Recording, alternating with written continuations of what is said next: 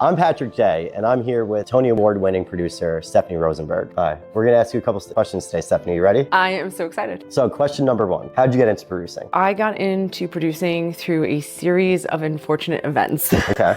I never planned on being a Broadway producer. It was not something that it was like on my bingo card for life. I totally fell into it by accident. I guess we'll go into the long version of the story here. Rewind all the way to 2006. I'm at Williamstown Theater Festival. I meet this amazing woman. She's still in the industry. She's a great filmmaker. I'm not going to say her name because you would know her immediately, and I don't know if she knows that she's part of the inspiration of this story, but she's one of those perfect people. Do you know what I'm talking about? You know, like if you ever meet those perfect people, like their hair just like wisps in the wind when they're like standing there talking, like as if a fan is always on them, and they know all the cool kids and all the right places to be and who to hang out with. Do you remember those people? Of course. Okay, so she was one of those people, and for some reason, she liked me and we became friends at Williamstown Theater Festival, and I was like, woo, yes, because she was so cool, and I was like, one of the cool kids wants to hang out with me? Awesome. And we became friends, and we came back from Williamstown, and we were supporting each other in our careers, and she turns to me one day, hair wisping in the wind, flying gently, in an everlasting breeze that follows her wherever she goes, and she goes, Stephanie, I am not going to be a poor actor all my life. I'm going to the CTI 3-day workshop on producing. And I said, well, I'm going to go and keep you company. And I said to her, I go, I really just love acting. I go, but if I can understand better what they're looking on the other side of the table, maybe I can be a better actor for them. So I bought a ticket